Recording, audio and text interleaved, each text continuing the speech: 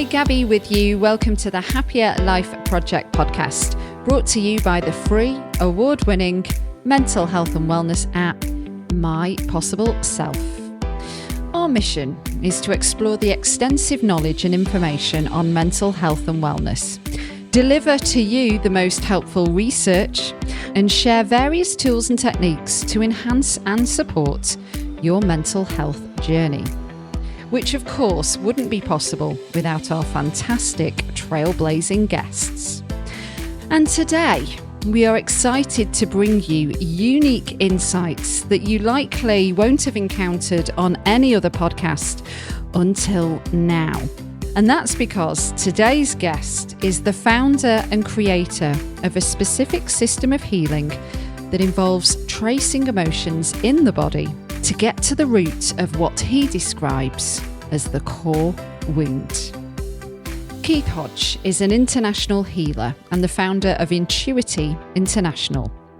Keith specialises in root healing, a system he developed to help his clients heal the deepest layers obstructing their ability to create a life they love. Keith passionately believes that by tracking and releasing trapped emotions, which we may have held onto for a long time, we can move forward in life without the weight of the core wound keeping us stuck and holding us back. Keith has facilitated training and retreats around the world, including the US, the UK, in Europe, Indonesia, and also online. With years of experience running 2 busy clinics and seeing 20 to 25 clients a week, Keith's focus has constantly been on what will make the biggest difference for his clients in the quickest way. This led to the creation of the Root Healing System, which you're going to learn about today. Keith's own personal journey, going from a corporate job to being diagnosed with chronic fatigue syndrome, to going on to train as a very successful hypnotherapist, energy healer, and acupuncturist, which led to the eventual creation of Intuity International, is a fascinating one. Now, being that this particular method of treatment is not widely available, I invite you to listen to Keith's story and learn about his method of root healing. And if it is something you are interested in exploring further, Keith and his team offer plenty of free content and resources, which we signpost to in the interview and have linked in the episode show notes too. In this conversation, Keith provides simple entry points for us to start exploring this method ourselves, along with practical advice on how to implement some of these techniques. Keith also shares some examples of how some of his clients who came to him with issues that we can all relate to, like lack of confidence and self-esteem, relationship troubles, or problems with boredom and procrastination, were able to overcome these challenges by addressing the root of the emotion. So, ready to find a healthier, happier you? Let's get started. Welcome, Keith Hodge, founder of Intuity International, international healer, to the Happier Life Project podcast. You are closing season 2 of the pod. And I think as listeners get to learn about you and your business, it's kind of a really nice full circle moment because we're looking at root healing, which one might say is the anchor of all pain. If you get to the root, then the only way is up. Yes, thank you so much, Gabby, for bringing me here. And I look forward to sharing with you guys about root healing, which is a system that I've been creating over the last 18 years of my career. And I think most people listening, like me, might be new to your particular framework of healing. But once you start digging in, it's very, very interesting. Before we start to learn about that, I would love to get into the origins of your story and what put you onto this trajectory with what you do now, because I believe you didn't start your career in the healing industry. Now, my career started in tax consultancy. And I guess my story really starts at that point as well, because I'd had a good life. I'd gone to university, I'd got a good degree, I'd been snowboarding, I'd been traveling, and my family were like, amazing. You got this career in the corporate world with this prestigious company, PricewaterhouseCoopers, Yeah. and then 3 months into that career, I ended up in the doctor's office, and I had a tight chest. I had panic attacks regularly, Mm. no energy at all. And I said to the doctor, like, what's wrong with me? And he's like, I think you got chronic fatigue syndrome. And I was like, what's that? And it's like, you've burnt out your energy somehow. And I was like, well, what can we do? And he says, I'm going to sign you off work for a year. And in that time, you can do a gentle exercise plan. And if all goes well, you'll be back to work in 1 year's time. I was like, 1 year? Wow. I just literally just started my career. You're a young guy. Was the job that bad to have a doctor sign you off for a year? Sounds like when I look back on that, it's pretty quite extreme things for a doctor to do. Must have felt that it was, and as I look back, I could see how the signs had built up to that with what I was doing in my life, like pushing myself and partying a lot and being in this inauthentic environment. When I opened my eyes to alternative therapy, that was the beginning of my journey really into this world, because they didn't have an answer for me. And I don't know whether I would have actually healed in a year just through his suggestions, right? Right. So did he give you any kind of prescription, or he just said, like, I'm going to sign you off for a year so you can rest and good luck to you? Yeah, basically, yeah. Really? Wow. What was your mental health like around that time? Yeah, it wasn't in a good place. Like Mm. I was very anxious, and as I already shared, I had regular panic attacks. I actually had a panic attack in the interview for the job, and it somehow went undetected, which is amazing. Wow. Yeah, Yeah. we've been building a little while, and some heavy thoughts, and So it wasn't the job that had caused all this stress then? I think the job just added to it. Yeah. In reality, I was living a very inauthentic life. I didn't know who I was or how to express myself. So Yeah. I'd be playing roles most of the time. Like, Mm. how should I be? Should I copy how my brother is, or what my parents think, or and then it's exhausting to be in that Yeah. place where you're not knowing yourself, and you're thinking, this is the way I need to live. Mm. Then through uni I'd found partying, and like in this that small window of partying, I like had an expression, right? When I look back on it, it was like, yeah, that was giving me a chance to express myself Mm. that I didn't have in the rest of my life. So I was kind of sort of pushing the edges of my energy, I guess, by partying and being in this job. And then my body was, maybe it was just a wake up call, so that I actually looked at what's really going on and become Yeah. who I am now with what I can Yeah. offer the world.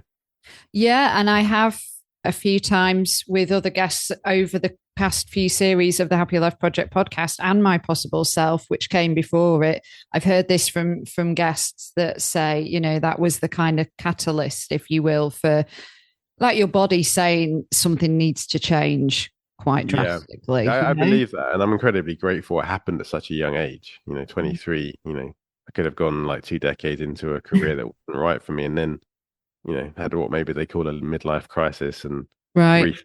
But I didn't, and now I'm 18 years into this career, which has allowed me to develop such a remarkable system. Yeah. Yeah. So before I go on to ask you about your entry point into this, when you've got this diagnosis, a lot of our app users and our podcast listeners it'll resonate with them, your story, because they're in their 20s and they're probably struggling, because actually we know now from statistics that people are struggling in their 20s and 30s more than ever in this kind of existentialism of like, what am I doing with my life? And is this it? And is that what you see a lot as well with people that you work with? Yeah, I think we aren't really trained to know ourselves.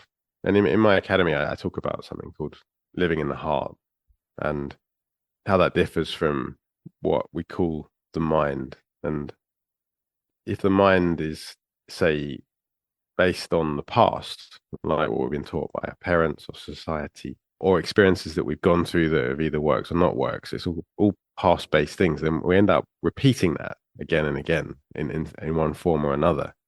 And to really be able to connect with the heart is to know ourselves, it's to live in presence, it's to have the sensitivity to what's being shown to us within that is guiding our path. Right. And most people have shut that off through emotions, through conditioning. So in a way, they're not really connected to their intuition or their knowing of themselves. And then you can feel incredibly lost in that place. So if you're in the audience and you don't really know what to do, you're not alone. I think there's many people like that. And it's possible to do some inner work and then start to really feel what the passion is, what's fueling you to create in this world. Yeah, no one can tell us that.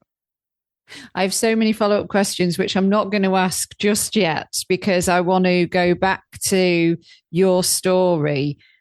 So you've been signed off work, and then did you just start Googling like alternative healing for chronic fatigue syndrome? Like, how did this journey begin?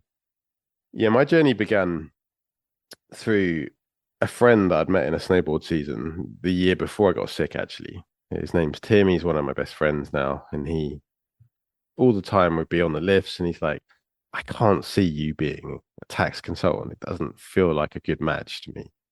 Like, I think you need to meet Mari. And she does readings and he lives in Watford. Totally closed off to this sort of world of like people doing cards or tarot. For me, I was come from a scientific atheist background and it would, there's no way I was doing that. But anyway, when I got sick, I was like pretty desperate. I wasn't socializing, that being my key to enjoying life really. And I was so tired, I couldn't go out. So I wasn't seeing my friends and wasn't working. And I was like, in this quite dark mind place, really, if I'm honest, at that time about where to go. And I was like, okay, Tim, you've said she's going to help me. I'm open to it. And so he drove me up there himself, arrive at this old building in Watford, UK, and knock on the door, and this sweet woman in her 70s opens it up, smiles at me, and takes me through to the room. And it was like a classic type of like psychic room with the purple tablecloths, the crystals, yeah, cards, everything. and she just takes one look at me, and she's like, "Wow, you're going to be an incredible healer in this world. You're going to help a lot of people. Thank you for coming to see me." And my first response was, what is a healer? I just need you to help me. And I need you to heal me, girl. And she, she did this reading, and then she connected me with psychotherapists and healers, and she kind of opened the door, which is what Tim said she would do. It's like she'd help you to understand who you are and what's possible for you in this life. And then I did the work. I did the psychotherapy, and then I did hypnotherapy, and then I did acupuncture, and all the things I started to train in, really. And well, yeah, you've got a degree in acupuncture, right? And studied energy healing for 10 years, worked as a hypnotherapist. So like you really, dove in head first to all of this stuff. And it's worth acknowledging that well, it wasn't, I don't know, actually, you tell me, how long did it take for all of these symptoms to go through your own work? I would say like I was significantly better after a year. I did actually return to PricewaterhouseCoopers after 1 year, and then I made a decision that it wasn't the right path for me, and I left and started a gardening business at that time, and then that physical work I think helped my energy as well, like to return. That's it. Yeah, I was going to say, what did you find helped to eradicate? Because you don't have chronic fatigue syndrome now, right? It's completely no. I think exercise really helps energy, and the doctor was right on that level. And for me, that's one of the cause really is to have a good exercise regime each week. And at that time, it was having my hands in the earth, gardening, and I would say within a couple of years, it was fully back, my energy. Well, that's good. So what about then this root healing system that you've since gone on to develop? How do we get from the gardening business to where you are now? What happened in between? I was curious what she meant by healer, and I studied some small courses in the UK, and then my journey took me to India for a whole winter. Nice. I was seeking really, and I went to study a little bit of yoga, and then I came across he's quite well known in the world now, a guy called Muji. He was just starting out at that time, and helping people to understand how to drop out of the mind and into presence. Mm. So I listened to him for as long as he was there, and and I traveled around, and then I just decided I'm going to be a hypnotherapist. And so I flew back to the UK, and within a few months studied both massage, which I did for a while, and hypnotherapy. And in 2026, I'd graduated. So you have 2 clinics. You're seeing 20 to 25 people a week. What led to the creation of the root healing system? As we've established, you've got all this background, you've got all these different skills to your belt, but you obviously thought there was something missing to develop your own type of healing. Yeah, well, I graduated top of my class of hypnotherapy with actually 100% in the practical. I was obviously very naturally gifted at this work from the start. And then as I built these clinics, and I became pretty good at marketing, and there was a lot of referrals, and so I was working with a lot of people, and I was just like, I think there's probably about 40% of people were having what I would term a full root breakthrough, which is the symptoms gone that they came to see me about. 40%, did you say? Yeah, 40%. So for me, it was way too low, and like I didn't have any answers to that. It just seemed like the industry was set up that it's okay to see a psychotherapist for years, and the symptoms remain, and so some people had partial shifts and some didn't, and that's why I went to study acupuncture, actually, because I was like, I'm not seeing enough results here, so maybe acupuncture will help.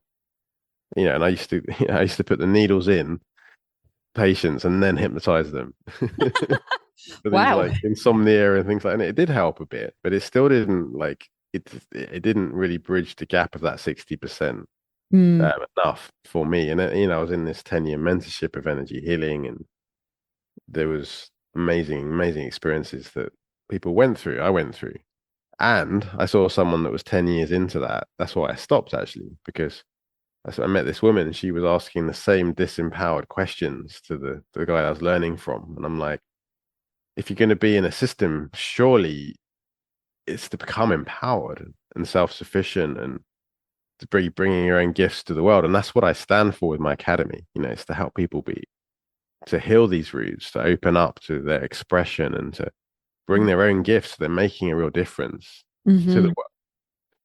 And so the 60% gap that was there is really through thousands of clients. I was working, as I say, 20, 25 a week. And so I saw a lot of diversity in symptoms. Generally, hypnotherapists, there's certain things they work with, and that's it. But I used to take on all sorts of unusual symptoms to see if I could help them make a difference. And I found that often I could. And the biggest breakthrough was when I discovered that rather than tracing the memory, to trace the emotion in the body. And the audience, that's the biggest takeaway you could maybe have from this show, is that emotion is held in the body, and it always has a root to it. So whereas the mind can trace to something of imagination, like it's not real, the emotion will have a core root. And that's what we specialize in with our academy, is how to help people locate that, first of all. Because if you can't feel emotion in your body, then it's really important that you are able to feel it, to be able to do emotional tracing. And so if it's only in your mind, then it might take a bit of awareness to bring it in. But once you can, then you can get to this root and you can shift it. And then I started to see huge differences in my clients. Like, they were just like, wow, I can't believe how different my life is. So I'm wondering how, because the mind has such an influence over our emotions, that sometimes that might get a bit clouded. Because how do you separate if you're tracing the emotion versus the memory? You have to kind of follow the feeling versus what's going on in your head. Well, when we start the process, we help our clients to to feel it in the body. And that might be a strange question to a lot of people. They come in and they're like, yeah, I'm feeling a lot of anxiety, and I ask, well, where do you feel that in your body? And they're like, oh, I don't know. They've never considered it. And maybe if you're listening, you've never considered that it's held somewhere, and it might be all over, but it's going to be somewhere stronger. Yeah. And it's important to identify that, because like you're tracing a thread, right? So if you trace the wrong thread, then you're not going to have, like, if you trace like a different emotion, or a lesser emotion somewhere that's held in the body, then you might shift that one, but the core symptom that they're experiencing won't shift because you haven't traced that one. Yeah. You asked about the mind coming in. Yeah. So the mind will come in. That's the thing. Like the mind is really set up to protect us in the sense of root healing.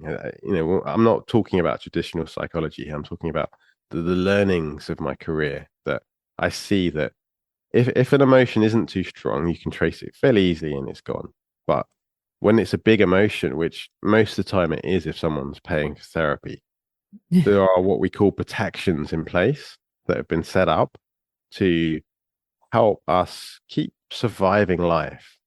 So as we're a child, usually these things arise. So there's a moment in time that to the adult mind may not be big as we look back on it, but to the child, it's the first time they've experienced that. Maybe mum doesn't come when we're crying in the cot, or we go to school for the first time and someone steals our pencil, or someone's mean to us, or our brother says something. They're all like certain moments where we come up against an emotion, like for the first time, like anger or fear or something, and we don't like that, so we push it away. We push it away in an instant, and then we learn to protect ourselves. And it's these protections that stop emotions being traced most of the time. And that's where the skill of this work comes into it. It's how to help someone navigate themselves when inevitably their protections come up, so that they can actually drop into the root emotion. Once they do, that's where the real transformation can happen. So what are some of the protection symptoms, I suppose? There's many, and they can be multiple simultaneously, depending how strongly someone is resisting breaking through something. But some examples could be avoidance. So classically, someone who has fear of performing will avoid getting on stage, right? Because they don't want to feel that. You could be defensive, like, are you saying this to me? So they start to defend themselves, or they could become bored. Like boredom is actually a protection, so it leads to procrastination. Yeah, you could get actually aggressive with the therapist, so it starts to become angry, like that's not true. Or they could just suddenly block a treatment, like, so you're tracing it and they're like, oh, I can't feel anymore, and so it's like they're trying to bring themselves out of it. And if as a therapist you're derailed in the way you're holding space by any of these, then they won't break through, right? Yeah. So that's the art of this work, is how to be centered, how to be able to be with people's communication, to always be able to guide them beneath what they're doing unconsciously and into the thread that you've already started to trace. Wow, it's really interesting stuff. Why do you think, and I don't know if there is an answer to this, but maybe you have one. Why do you think sometimes, not necessarily a big trauma, but some kind of trauma leaves an imprint or gets stored in the body, but then we can metabolize others? Like, what do you think it is where the body goes, right, I'm going to hold on to you, but then others, it doesn't? Because if every time something bad happened, if we kept on to all of it, we'd be just unfunctionable, wouldn't we? Mm-hmm.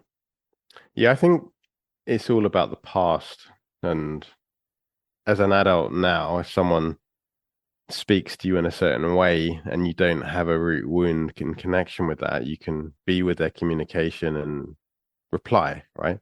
Yeah. But if someone speaks to you in a certain way and you do have a root wound around someone, say, being mean in the way then you're going to hear it as mean, and it's going to trigger off what's already held in your unconscious from your past, from your childhood. And so it's like you got these blinkers on, these filters that are saying this is happening, but this isn't the reality. This is just someone maybe getting upset and expressing a little bit unconsciously in their own trigger, right? Yeah. And so once you clear your own past, then you can be with whatever someone says to you. So yeah, that's why we're not reacted in some situations when some people are, but we are reacted in other situations that the people around us aren't. Yeah. Yeah, and probably as well, sometimes like the things that might seem traumatic to us as a kid wouldn't affect us as an adult. So, like somebody nicking your toy, but it's your favorite toy. But then maybe, I suppose, your body is still keeping that memory or the hurt of that of the child, not as the person you are now as an adult.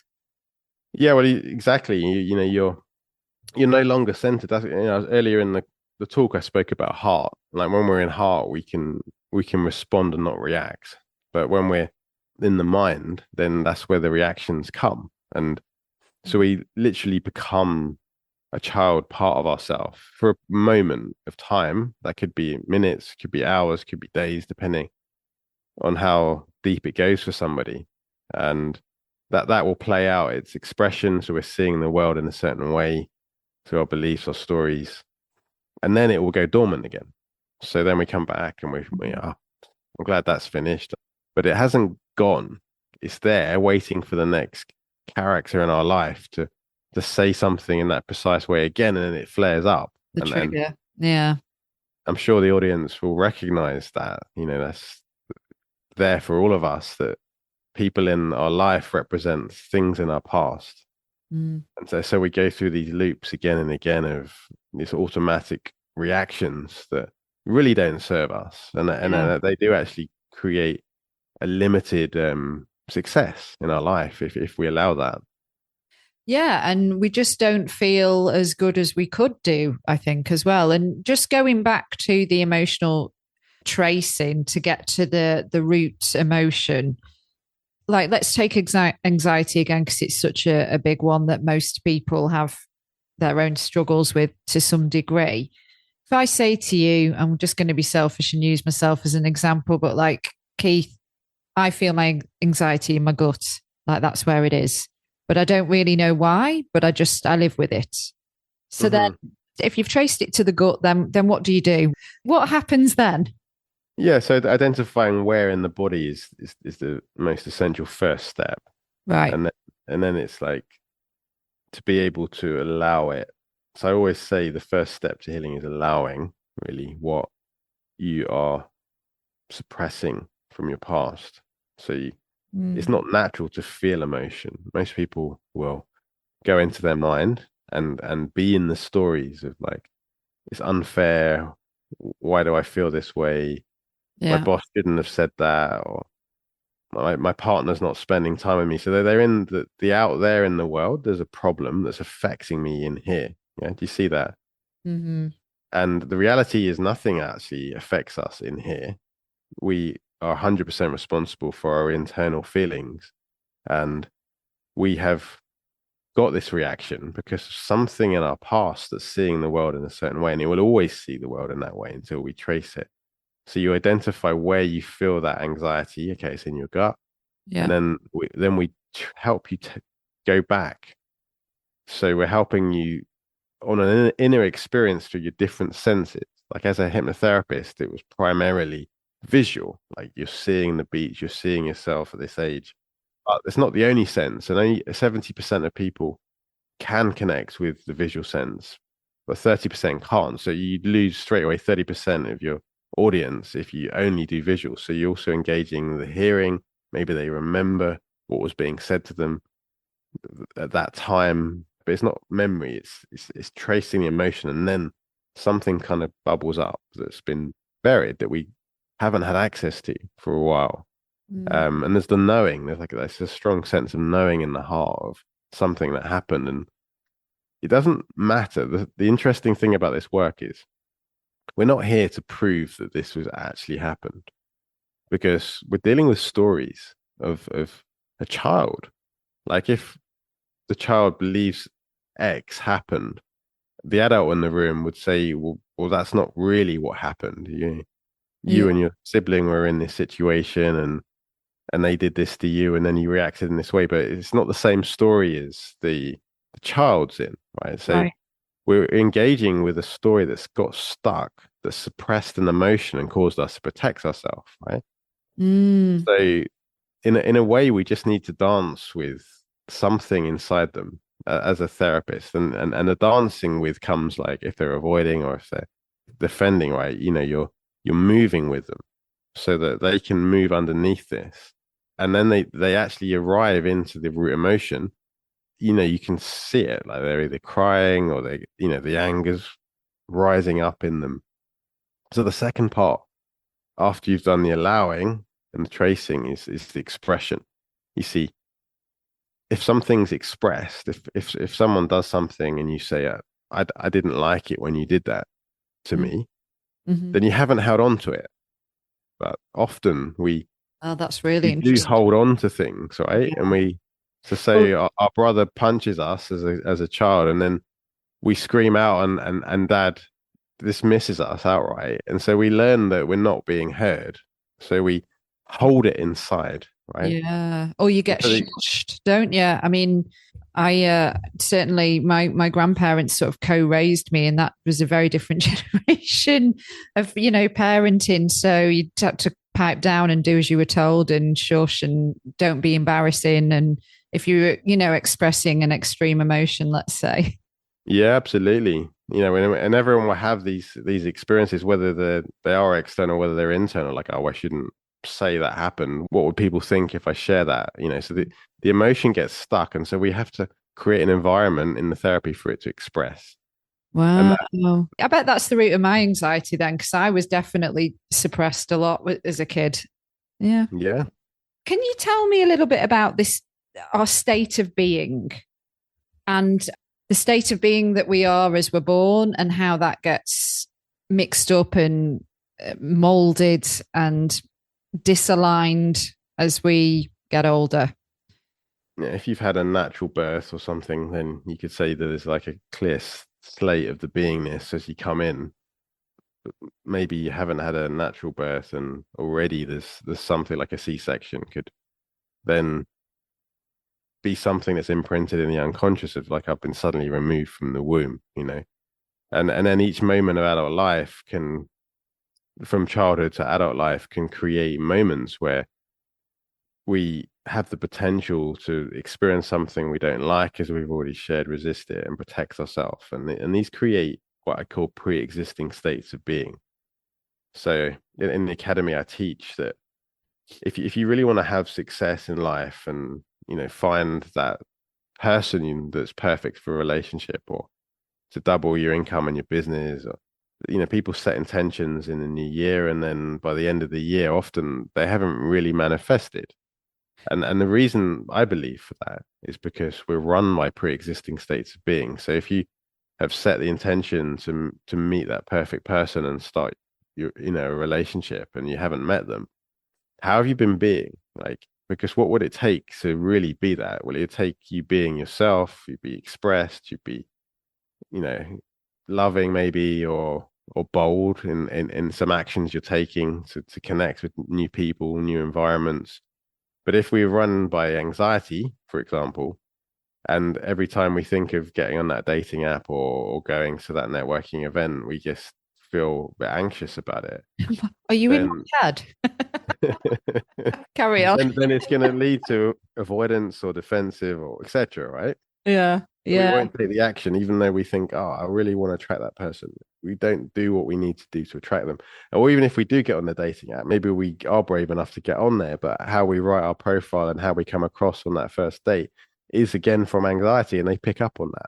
So they're not interested in that because they don't think you're the right match, even though maybe you are. So Yeah. important to do the work to shift these states of being, which is by tracing the emotion back to the root, and shifting it. And then we can show up as we are. We're not pre-existing. We are just existing now in our being, Yeah. our expression in the actions we take, right? And we get completely different results from that place. Mm. And maybe more of a sense of contentment and inner peace that people will naturally be drawn to as well.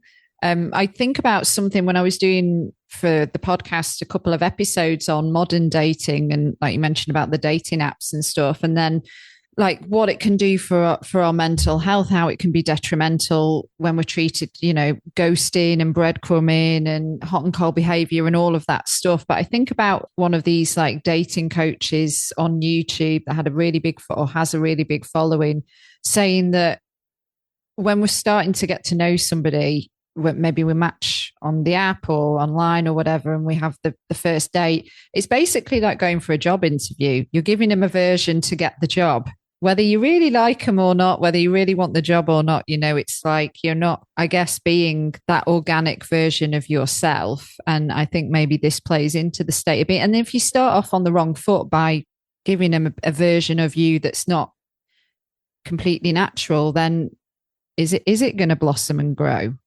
It's a great question, and it takes me back to my story of PricewaterhouseCoopers. Playing a role in life.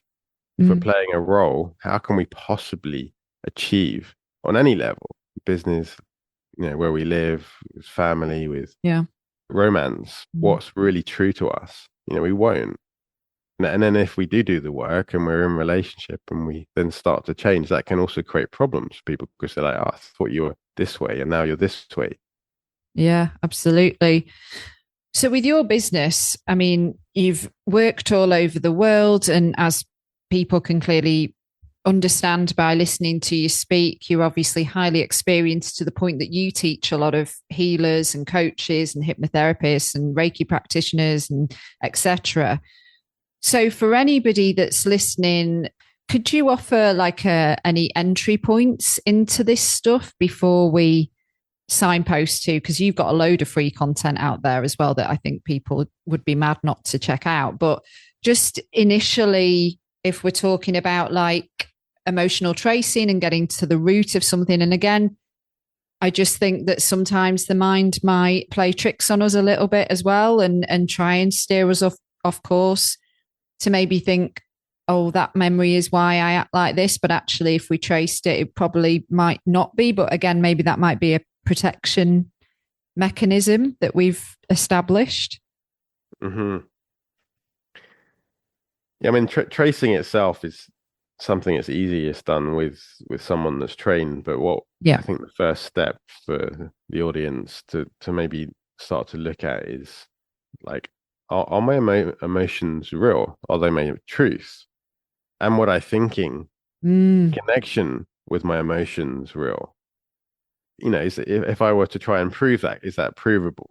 I guess is a way of looking at it, because we're dealing with stories, and those stories are very convincing. And so it's, how do you step out of the story being a truth into being the observer of an emotion and a thought, which is what's underneath this. Yeah. And, if you can allow yourself to breathe into anxiety without going into the story, then it's already going to be less impactful on you and your life than it would be if you run with it fully. Does that make sense? Yeah, it absolutely does. I think it would be helpful, if you wouldn't mind, is there an example that you would be happy to share of somebody comes to see you about something and how you work with them, like a case study? Well, you've spoken about people in their 20s, so I'll choose a guy that's was in his 20s at the time when he came to see me in my clinic. I was working from Hove in the UK at the time. This guy Brian steps in, and he's a young guy, a nice guy, you could say, like easy to sit with and to speak to, but he's got a huge problem that he's not able to do his job in the work hours. So he's in sales, and he has just got this job recently in the last couple of months, and he has such a strong fear of being judged that they sit close to each other in the office, the workers, and if he picks up the phone to a client, he just freezes. So what he does is he kind of messes around all day, and then it's an American company, so where his colleagues will leave at 5 o'clock, and he stays on in the evening at that time, so say 9 o'clock, and is able to succeed in his quota of sales that he needs to do to stay in the job, but it's destroying his life. His girlfriend's like, I never see you. And he's like, Keith, can you help me with this? Just doesn't work for me to stay in this job with this issue. And I'm like, okay, great. Let's find out where it is. And so we locate the anxiety in his stomach and trace him back. And suddenly he can see himself sitting on stage. He's 3 years old and he is in the school, the nursery, and there's kids either side of him, and they're spelling Christmas with letters that each of them hold one letter. And he remembers he got excited and he jumped up with a letter, and someone in the audience laughed at him. And it was this moment that had created this fear of being judged. And so it helped him to express, how that was, and to release this emotion so it doesn't have to be stuck. And he comes out of the treatment, and I'm like, oh wow, I feel a lot lighter. Yeah. I always do a follow-up, and he came back and said, wow, like so different. Like I'm able to make the calls. I'm really rocking it at work. And this guy actually came back to see me some months later for something completely different. And I asked him how it was going at work, and he said, "You know what? I've been promoted. It's amazing, because he was basically getting the quota in half the time that Oh, all his yes, colleagues were. So clearly he very trained good. himself to be very efficient, and now he has the whole day."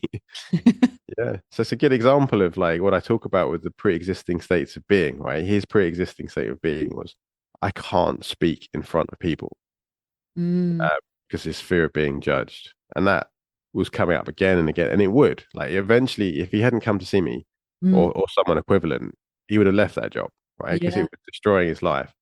Yeah, and he must, I guess, enjoy it and be good at it to be smashing, the result. Yeah, yeah, exactly. And so he's now not in a pre-existing state of being, and he can, he achieved a lot in a short space of time, and I think that's the truth for all of us. Like we've all got pre-existing states of being, and Yeah. most people just don't realize it. Did, And they're so yeah. familiar that life's okay. It's not terrible like his was maybe, but it's like what could happen if we were to shift that and be able to show up in a different way in that part of our life. Yeah. Well, it would be incredible. Did he have any inkling as to where the route was when he came to see you, or did you have to? Because No. when you think about life and life experience, that is a very, well, again, this is an adult speaking, but like it's a very small thing, isn't it? That's had this Hmm. huge, lasting impact. They usually are. Yeah. I Really. mean, of course, there can be proper traumatic childhood things, but most things you see as a therapist are not, to the adult mind, that traumatic Oh, in childhood. interesting. And, So it's like and yet looking they've for a had this needle in like a life haystack. changing. Well, that's where the skill of this work comes in, and Right. you're guiding them into their intuition, and you're using your own intuition. So you make to take them to the actual root. Because if you don't access the root, like the metaphor of the root I give is the seed in the earth that grows, it pokes through the earth into a shoot, and it becomes leaves and flowers. And if you go to a petal or a leaf, or even the moment it pokes through the earth, which I think a lot of traditional therapy does. It's like, oh, 3 weeks ago, this thing happened to me. And Hmm. it's like, okay, great, but where did this start? Because we want to shift this so it doesn't happen again in another 3 weeks, right? Yeah. So with our work, we're not really that interested in what's going on in their current life, like a lot of therapy is. It's more about, okay, where do you feel it in your body and where did it start? Because, he could talk forever about like how I feel about the fact I can't sell at work, and it wouldn't help him. But Yeah. now he got back to the root and it shifts, and now he's free of it. Yeah. Wow. That's amazing. Procrastination is, I think, something that most people struggle with, but I was super curious when it comes to what you do. It seems to be like a symptom that presents a lot. Yeah, I'd just love you to talk, to be honest, Keith, a little bit about your experience with working with procrastination and why it shows up in this way. Mm. Well, procrastination, like the protections I talked about, is there to stop us feeling an emotion. So if we start a project and we feel resistant to it, Yeah. and then we go and watch Netflix, or we focus on doing Yeah. our accounts or one of the other Scrolling. million things on our to-do list, right? Yeah. I teach, do the one thing that will move your business forward the most. And that's probably the one that you resist the most, likely at least. Mm. And then what's underneath that is maybe anxiety. It's an emotion for sure, right? And Yeah. so, once you're in the system of Intuity, like the people that come through this have the skills to trace themselves. So it's an empowering system that if they resist, then you can be, okay, what am I feeling? Okay, I'm feeling anxious that I'm going to succeed or fail, because both of those anxieties can come up. Yeah. And then to trace it and get underneath it and to shift it. And then you can start to write. When I wrote my manual for my practitioner training, I came up against incredible resistance, like for long time. I had 10 people signed up and this course was approaching and I was resisting.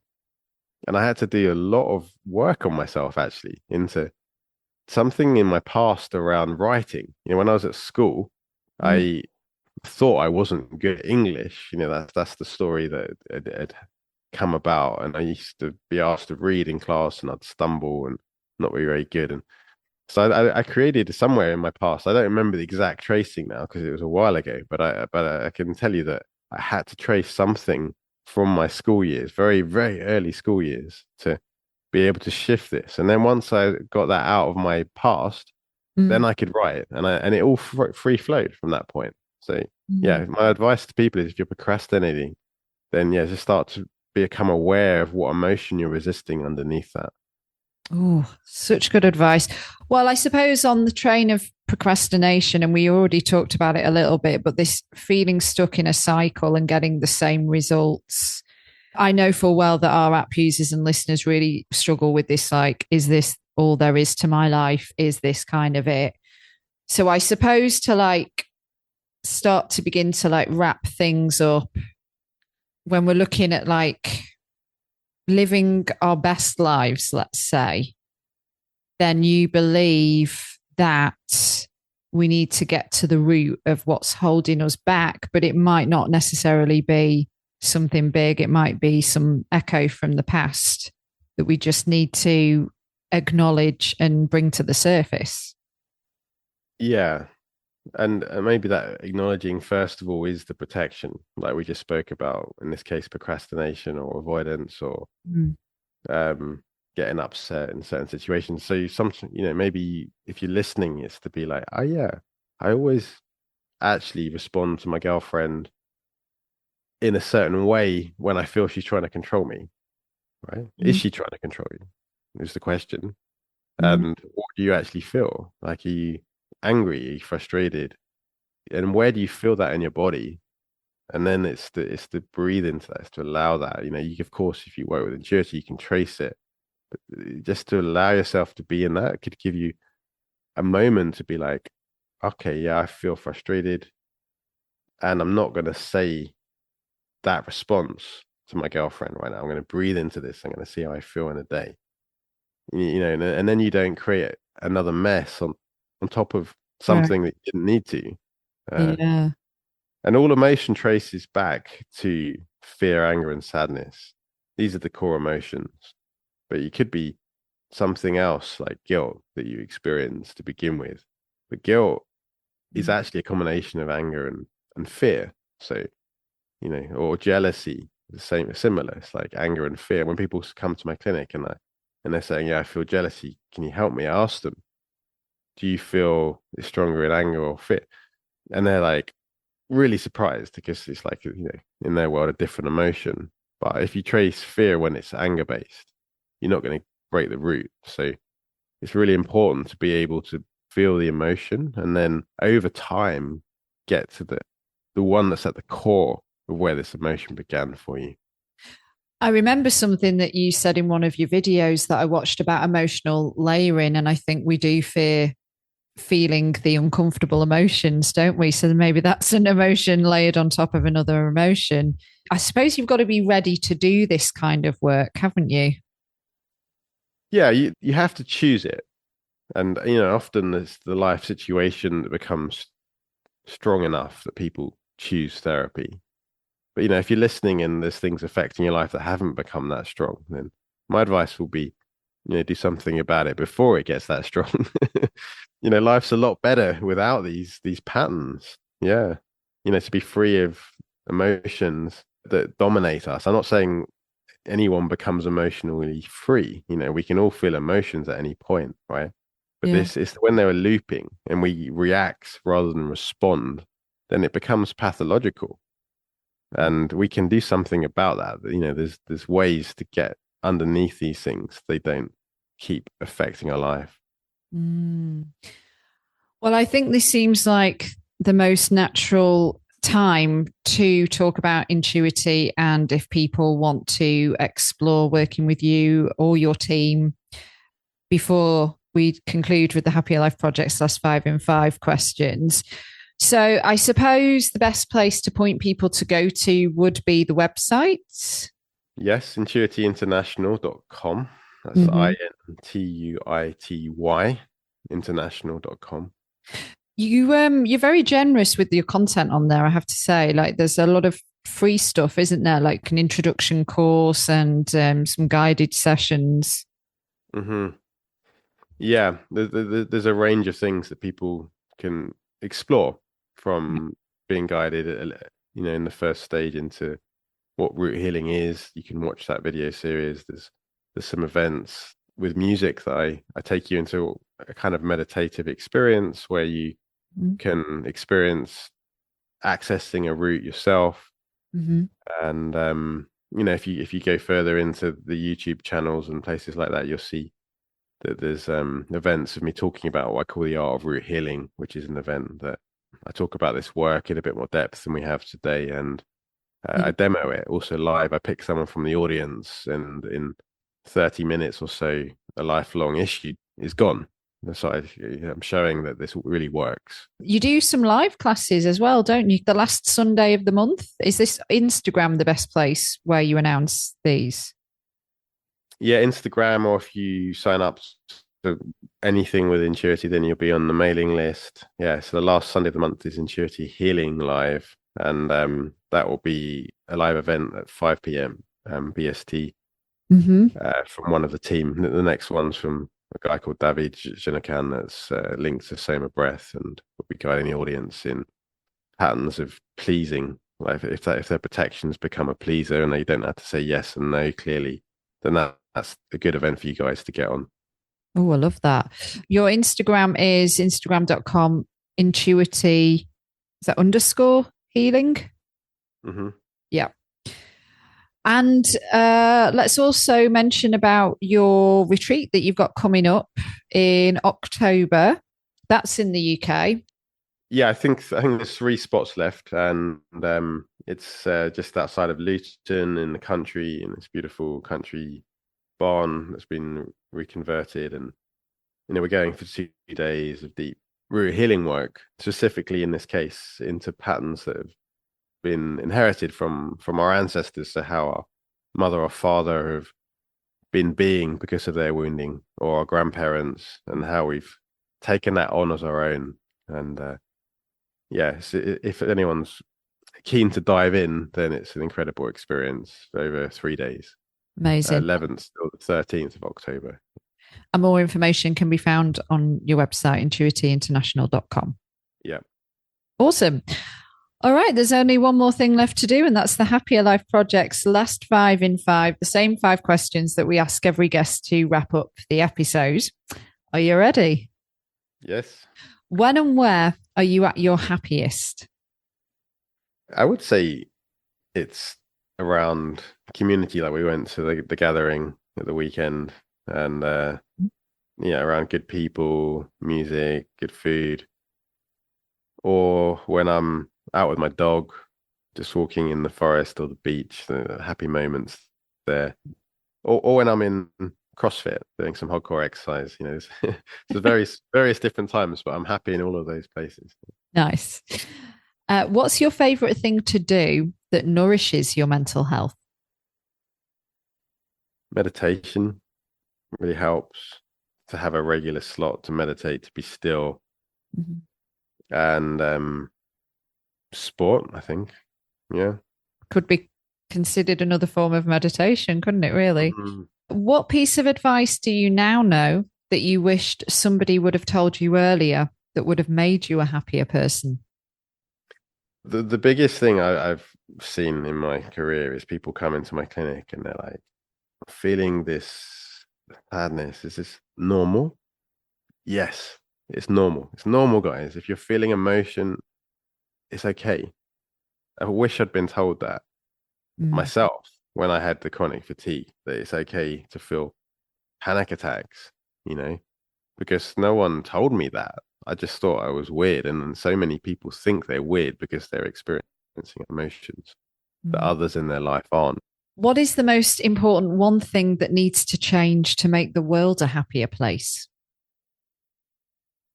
Well, I think I have to go with my brand, right? Rehealing. I think if everyone heals their roots, then they can show up differently and make a contribution to the world from their empowered place. And finally, what is a simple, actionable first step we can take when it comes to root healing that will help us on our journey to building a happier life? It's that switch I spoke about earlier of being the reaction. Like the example of the guy with the girlfriend, he feels she's controlling him.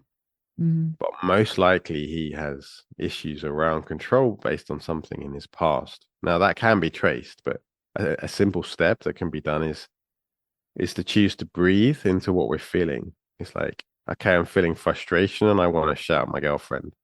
But I'm just going to breathe into this. I'm not going to shout at her. And I'm going to be aware of where in my body this emotion is held and the thoughts that are rising up in connection with this. Because once you can do that, then, whether you use the free tools of Intuity or you work with one of us at some point, you can get to the root of this. But that simple step will stop you sabotaging your life through reactions from emotions that are based on your past.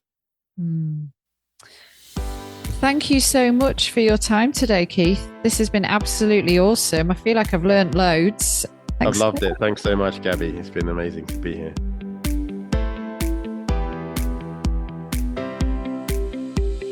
Thank you for listening to this episode of the Happier Life Project with me, Gabby Sanderson. And thank you again to Keith Hodge for taking us into his system of emotional tracing and root healing. As I touched upon at the start of my chat with Keith, this episode concludes Series 2 of the Happier Life Project podcast.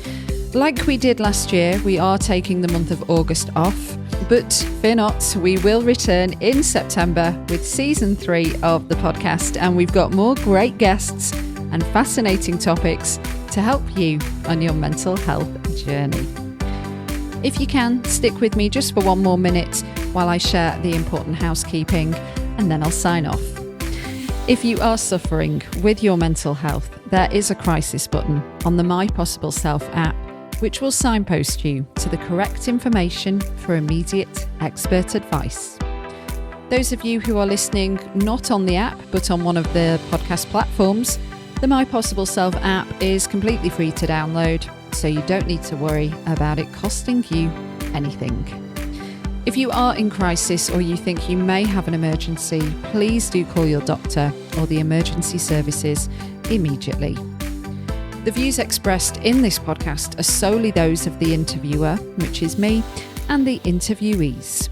The content of this podcast is for informational and educational purposes only and should not be considered as a substitute for professional or medical advice.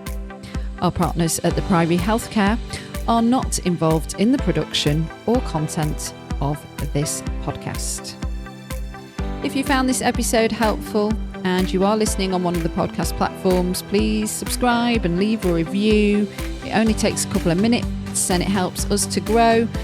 And to find and follow us on social media, if you're not already there, we are most active on Instagram at MyPossibleSelf, and I've been at Radio Gabby.